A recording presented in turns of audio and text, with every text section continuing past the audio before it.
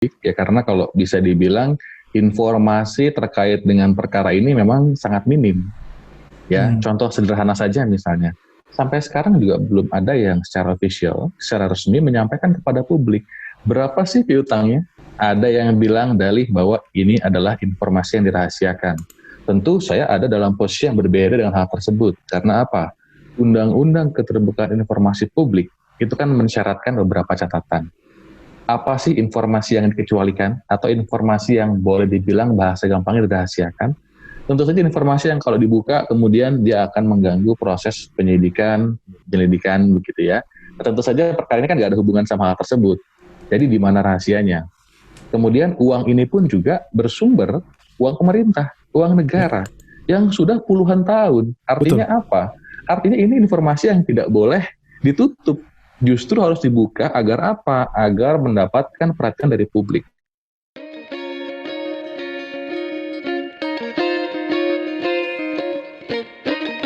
Halo para netizen dan penonton setia Tagar TV, bersama saya kembali Yosi Girsang dari Tagar. Kali ini kita telah berhasil mengundang seorang koordinator Divisi Hukum dan Monitoring Peradilan dari ICW, Indonesia Corruption Watch, Bapak Tama Satria Langkun. Halo Bapak Tama.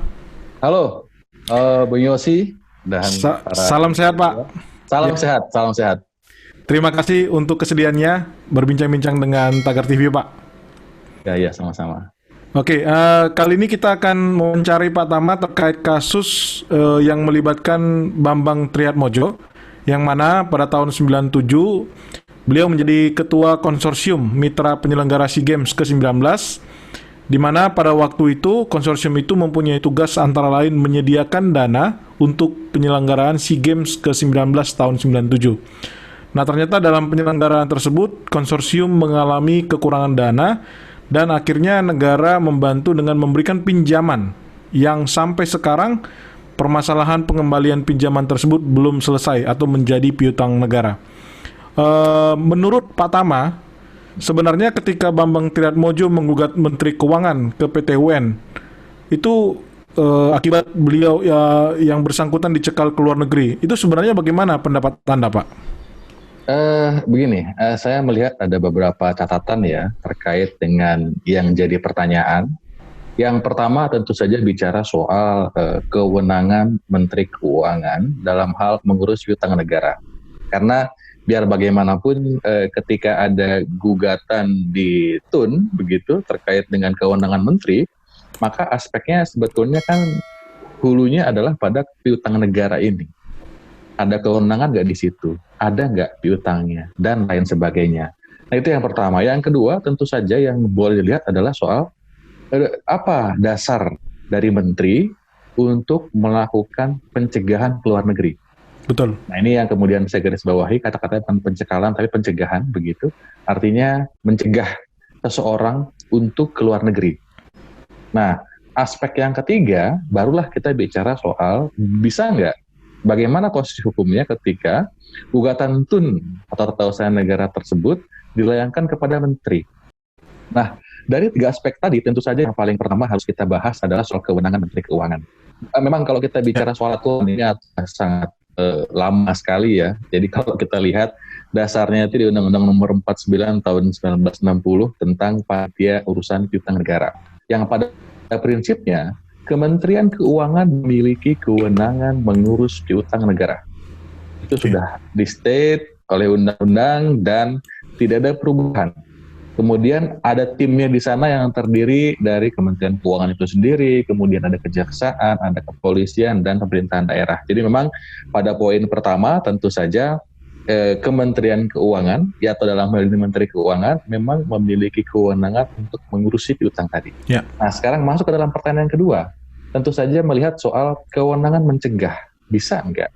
Kalau dasar hukumnya kan sudah jelas. Di sana disebutkan di Undang-Undang Nomor 6 tahun 2011 tentang keimigrasian bahwa Menkumham, Menteri Hukum dan HAM, yang dalam hal ini pelaksanaannya ada di Dirjen Keimigrasian, dia tanggung jawab melaksanakan pencegahan yang menyangkut bidang keimigrasian. Apa syaratnya? Salah satunya adalah keputusan Menteri Keuangan dan Jaksa Agung sesuai dengan bidang dan tugasnya masing-masing. Nah, jadi dari dua aspek tadi sebetulnya ada kewenangan untuk pengurus piutang dan juga boleh memberikan status cegah pada Bambang Triatmojo sebagai pihak yang memiliki piutang. Oke, berarti dari sisi hukum itu berhak ya dari Menteri Keuangan melakukan sebagai ketua tadi.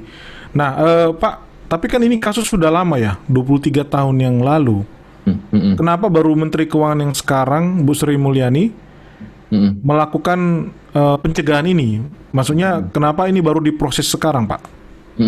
Nah, saya juga harus melihat lagi ya informasi yang ada di ruang publik ya, karena kalau bisa dibilang informasi terkait dengan perkara ini memang sangat minim. Ya, contoh sederhana saja misalnya, sampai sekarang juga belum ada yang secara official, secara resmi menyampaikan kepada publik berapa sih piutangnya. Ada yang bilang dalih bahwa ini adalah informasi yang dirahasiakan. Tentu saya ada dalam posisi yang berbeda dengan hal tersebut. Karena apa? Undang-undang Keterbukaan Informasi Publik itu kan mensyaratkan beberapa catatan. Apa sih informasi yang dikecualikan atau informasi yang boleh dibilang bahasa gampangnya dirahasiakan? Tentu saja informasi yang kalau dibuka kemudian dia akan mengganggu proses penyidikan, tuntutan, penyelidikan begitu ya.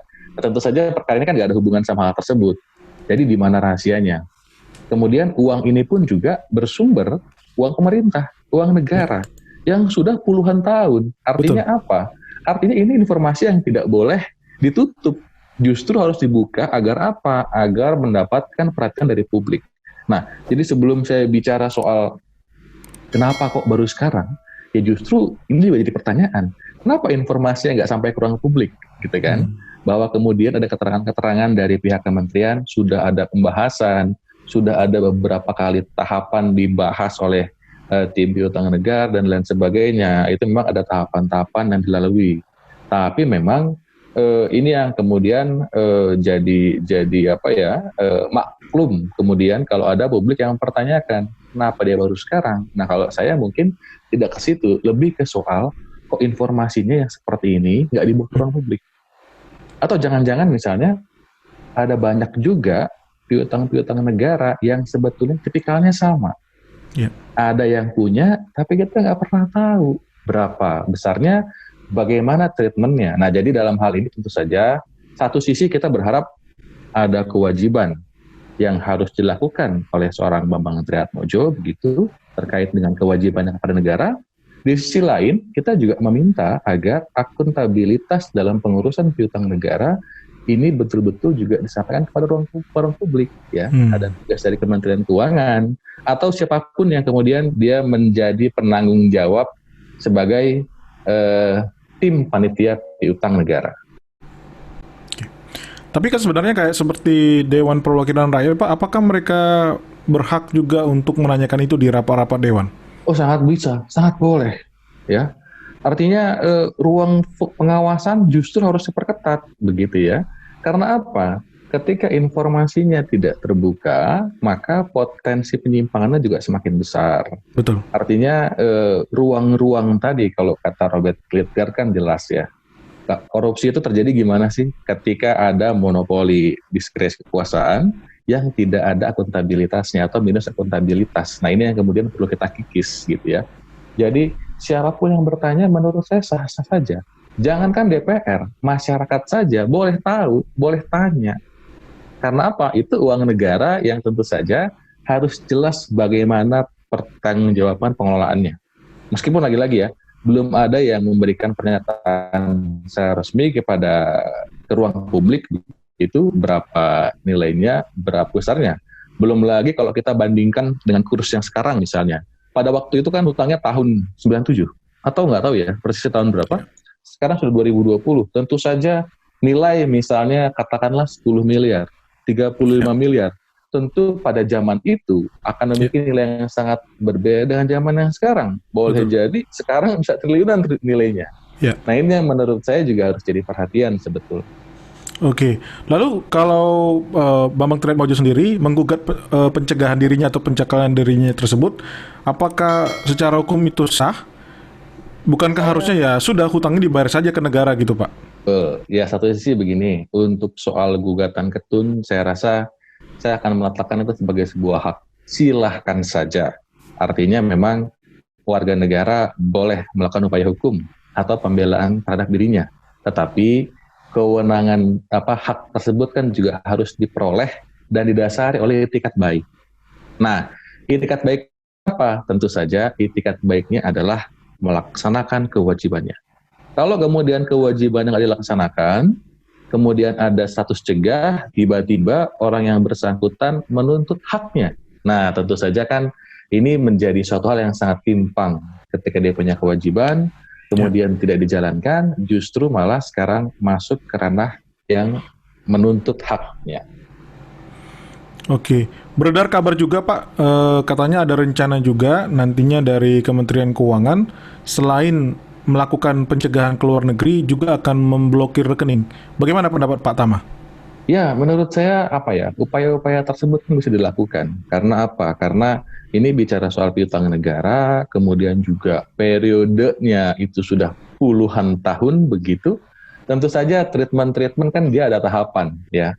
Namanya pembayaran hutang seperti pada umumnya itu pasti akan bicara soal apa dasar perjanjiannya. Kemudian bagaimana tahapan-tahapan pelunasannya. Nah, bagaimana ketika hal tersebut tidak dilakukan, maka akan masuk ke dalam tahapan yang paling terakhir, yaitu upaya penegakan hukum. Entah nanti mau dari aspek pidananya atau perdatanya atau seperti apanya, menurut saya itu menjadi pilihan yang terakhir. Dan sekarang memang kalau lihat dari periode waktunya ini sudah dalam posisi yang pilihan terakhir sebetulnya. Oke, Pak, kalau kita bicara tentang mekanisme penagihan piutang negara kepada pribadi atau perusahaan, itu memang tidak ada batasnya ya? Karena kan dalam kasus ini kan tadi kita bicara sudah 23 tahun masih ditagih sampai saat ini. Apakah ini berlaku untuk seluruh warga negara atau seluruh perusahaan di Indonesia atau seperti apa Pak aturannya Pak? Rasa kalau melihat dari aturan yang ada, kalau dia masuk dalam konteks piutang negara, sebagaimana yang diatur di Undang-Undang 49 tahun 1960 ya, itu kan sebetulnya mensyaratkan juga ada orang atau individu, ada juga badan. Artinya ketika undang-undang itu diatur, maka dia akan berlaku bagi semuanya. Nah, secara teknis administrasi tentu saja kita harus melihat lagi aturan-aturan lainnya begitu, tetapi saya mau melihat dari perspektif kebiasaan tata kelola keuangan saja. Kalau kita bicara soal kebiasaan tata kelola keuangan, tentu saja setiap tahun ya, ada namanya pajak, ada yang namanya laporan keuangan, itu pasti akan keluar setiap tahun. Artinya apa? Negara pun juga harus mempertanggungjawabkan berapapun nilainya, bahkan sepeser pun yang dia keluarkan untuk apa, tentu harus ada laporan keuangannya. Artinya apa? Dari tahun 97 sampai dengan tahun 2021, seharusnya dia akan selalu muncul dalam laporan keuangan. Ya. Ini menjadi piutang terus. Itu satu sisi ya, dari sisi laporan keuangan, artinya akuntabilitas pelaporan keuangan. Dari sisi yang lain soal akuntabilitas dari fungsi-fungsi pengawasan. Nah, ini juga harus kita pertanyakan ya, serius betul ini ya pertanyaannya. Ya. Bagaimana tugas BPKP, bagaimana tugas BPK, begitu ya. Melihat piutang-piutang ini yang kemudian ada. Apakah BPK sebagai Badan Pemeriksa Keuangan ini kemudian tidak menjadikan ini menjadi hal yang penting? Kan biasanya kita sering lihat ya dalam laporan tahunan maupun semesteran itu selalu ada hasil temuan dari BPK. Yang tentu saja dari hasil tersebut dia akan membuahkan butir-butir rekomendasi. Ya. Bagaimana kalau rekomendasi tidak dilakukan? Tentu akan bicara soal sanksi dan lain sebagainya. Ini kan juga harus kita pertanyakan fungsi-fungsi pengawasan tadi. Mungkin tadi Bung Yos sudah memulai dengan bagaimana kalau DPR yang tanya? Harus. Nah, jadi selain DPR yang ada di eksternal, tentu yang ada di internal ya tadi ya. Bagaimana internal di Kementerian Keuangan, bagaimana badan-badan seperti BPK termasuk DPR. Jadi menurut saya problem yang harus kita lihat ini bukan soal Bambang Triatmodjo saja, tentu saja kita harus lihat juga piutang-piutang yang lain seperti apa. Betul. Nah, mumpung persoalannya sedang ada di ruang publik dan menurut saya ini harus menjadi isu yang diselesaikan oleh negara. Iya, kita setuju Pak, dalam artian memang ini kan jadi kelihatan besar karena ini bicara tentang ya Pak Bambang Triatmodjo kan adalah putra dari Presiden Soeharto ya, yang saat itu tahun 97 pun beliau adalah Presiden Indonesia. Nah, dan dalam hal ini kalau publik juga melihat selama ini kan Partai Berkarya dari yang didukung oleh Pak Bambang Triatmodjo itu kan oposisi dari pemerintah. Bapak melihat nggak bahwa kasus ini ada kasus politik sebenarnya, Pak? Kalau saya sedang berusaha untuk tidak masuk dulu ke ranah politiknya, artinya apakah ada kepentingan politik di sana, ada permasalahan politik di sana. Tentu saja saya tidak mau jauh ke sana ya, karena yang saya bilang tadi di awal bahwa informasi yang kita punya masih sangat sedikit. Ya. Nah, menurut saya sekarang ini waktunya untuk berbenah bagi negara dari sisi pengurusan piutang. Jadi karena Bambang Triatmodjo sudah dimunculkan, nah kita berharap bagaimana sebetulnya pengelolaan piutang negara terkait dengan hal-hal yang seperti ini. Entah nanti bicara soal individu, entah nanti bicara soal badan atau lembaga, tentu saja ini harus menjadi proses yang akuntabel. Ya. Jadi harus menyeluruh menurut saya. Jadi memang satu sisi ada kewajiban Bambang Triatmodjo yang harus dalam tanda kutip dikejar negara. Di sisi lain negara pun juga harus mengejar orang-orang lainnya sehingga tidak bias kemudian dan tidak ditangkap oleh publik ini sebagai urusan politik. Oke, Pak, dari sisi hukum nanti misalkan katakan dinyatakan bahwa Bambang Triatmodjo harus membayarkan sejumlah uang yang kita belum tahu jumlahnya berapa gitu ya, Pak. Dan akhirnya Bambang misalkan tidak menerima tentang hal ini, kira-kira apa sanksi terakhir yang bisa dilakukan oleh pemerintah? Ya tentu saja kan tadi ya tahapan-tahapannya sudah dilakukan ya. Saya rasa ada banyak alternatif begitu ya.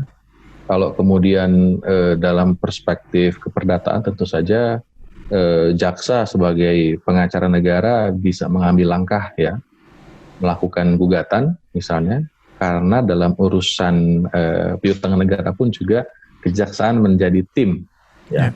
Dalam pengurusan piutang negara. Dan kemudian di sisi lain, negara juga selain dia sebagai penuntut umum, sebagai dia melaksanakan tugas sebagai jaksa, dia pun juga seorang pengacara negara. Nah itu dari sisi penanganannya. Nah yang lain-lain tentu saja ada banyak sekali alternatif yang bisa dimungkinkan untuk menuntaskan perkara ini. Tapi yang pasti kan concernnya adalah bagaimana kemudian uang-uang negara itu bisa kembali lagi. Itu yang menurut saya menjadi penting dalam perkara ini. Oke, Pak Tama, dari data yang dimiliki oleh ICW, apakah ada kasus seperti ini di luar kasus Bambang Triatmodjo? Ya, kita belum pernah ya, artinya begini, kita belum pernah melakukan penelitian terkait dengan piutang negara. Kalaupun ada hal-hal yang berhubungan sama keuangan negara, itu hampir sebagian besar penelitian kita itu kepada harta-harta hasil kejahatan. Harta-harta hasil tindak pidana korupsi. Itu pun juga sampai saat ini menjadi concern bagi kita. Jadi urusan piutang negara itu satu urusan tersendiri. Nah kalau ICW mungkin lebih banyak itu meng-capture soal hal tersebut. Misalnya katakanlah ada putusan pengadilan yang menyebutkan di pengadilan merugikan keuangan negara misalnya 100 miliar. Orangnya diwajibkan membayar pengganti misalnya 90 miliar misalnya. Nah bagaimana eksekusinya? Karena sampai dengan saat ini kita masih punya masalah yang sangat serius. Misalnya di Rubasan, tempat menyimpan harta-harta tersebut pun juga kadang-kadang overload. Kemudian kalau ada perkara-perkara yang menarik, misalnya ada perkara-perkara yang menyita mobil mewah. Bagaimana maintenance-nya, siapa yang menanggung, ditaruh di mana, siapa yang mengelola. Nah, negara kita masih punya masalah soal itu. Nah, jadi menurut saya, upaya-upaya yang berhubungan sama pemulihan aset, penagihan piutang negara, ini juga menurut saya harus menjadi perhatian. Jadi tidak hanya satu sisi soal Bambang Triatmodjo saja, tapi menurut saya semuanya harus diungkap. Oke, pertanyaan terakhir mungkin ada statement dari Pak Tama terkait dengan kasus ini atau mungkin ada yang mau disampaikan lagi Pak? Silakan Pak. Ya kalau saya tentu saja begini ya, terkait dengan perkara ini ada banyak hal yang kemudian perlu dilakukan. Yang pertama tentu kita juga menuntut agar perkara ini segera dituntaskan. Ini hal-hal yang berhubungan dengan pendapatan negara itu atau uang-uang negara itu harus diselamatkan dan dipulihkan. Yang kedua tentu saja proses penanganannya harus dilakukan secara akuntabel. Jadi publik betul-betul bisa mengetahui, jangan sedikit-sedikit rahasia, sedikit-sedikit informasi yang dikecualikan. Dan terakhir informasi apapun yang berhubungan dengan piutang negara harus diungkap ke publik sehingga kita semua bisa sama-sama mengawasinya. Baik, demikian wawancara kami dengan Koordinator Divisi Hukum dan Monitoring Peradilan dari ICW, Bapak Tama Satria Langkun. Terima kasih Pak Tama untuk waktu bersama dengan Tagar TV. Sampai ketemu kembali. Ketemu kembali.